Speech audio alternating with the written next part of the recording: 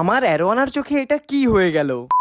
তো hello guys, আমি তোমাদের সৌম। তোমরা সবাই জানো যে আমার একটা বড় 5 ফিটের অ্যাকোরিয়াম রয়েছে, আর তাতে রয়েছে একটা বড় সাইজের গোল্ডেন সুপার হাইবেক অ্যারোয়ানা। আমার অ্যারোয়ানার ডান দিকের চোখটায় ক্লাউডি আই নামক এক প্রকার রোগ হয়েছে, যেটা সাধারণত জল অপরিষ্কার থাকার কারণে হয়ে থাকে। ক্লাউডি আই এর থেকে মাছকে কিভাবে বাঁচাবে সেটাই আজকের আমি এই ভিডিওতে তুলে ধরতে চলেছি। প্রথমেই আমি আমার বাড়ির পাইপগুলো সব রেডি করে নিই আর অ্যাকোরিয়াম থেকে জল কমানো শুরু করে দিই। সাকশন পাইপটা অ্যাকোরিয়ামের সঙ্গে লাগিয়ে দিয়ে তার সঙ্গে একটা বড় পাইপ দিয়ে জলটা একেবারে আমাদের বাড়ির বাইরে ড্রেনে ফেলে দিই। মেডিসিন হিসেবে এই দুটো, তাছাড়াও আমি ম্যাগনেসিয়াম সালফেট যেটা ওষুধ দোকানে পাওয়া যায়, আর টেট্রাসাইক্লিন 500 মিলিগ্রামের ওষুধটাও আমি ব্যবহার করেছি। আমার অ্যাকোরিয়ামে 200 লিটার জল ধরে, তাই আমি 6 চামচ ম্যাগনেসিয়াম সালফেট একটা বাটিতে নিয়ে তাতে জল দিয়ে গুলে নিই। ম্যাগনেসিয়াম সালফেটটা পুরোটা গুলে গেলে ওই টেট্রাসাইক্লিনের ওষুধটা ওটাও ওই জলেই দিয়ে দিই আর ওটাও ভালোভাবে গুলিয়ে নিই ওই বাটিতে। অ্যাকোরিয়ামের জল সবসময় 40 থেকে 50% জল কমিয়ে পরিষ্কার করা উচিত, কিন্তু যেহেতু আমার মাছের রোগ হয়েছে তাই আমি প্রায় 80% মতো জলই পরিষ্কার করেছি। 80% ট্যাপ ওয়াটার ফিল করার পরে আমি সেই গোলানো মেডিসিনটা ওই অ্যাকোরিয়ামের জলে দিয়ে দিই, যেটায় পটাশিয়াম সালফেট আর টেট্রাসাইক্লিনটা মেশানো ছিল। আর পরিমাণ মতো তোমাদের আর যে দুটো মেডিসিন দেখিয়েছিলাম সে দুটোও দিয়ে দিই। এইভাবে আমি আমার অ্যারোয়ানার ক্লাউডি আই এড়ানোর জন্য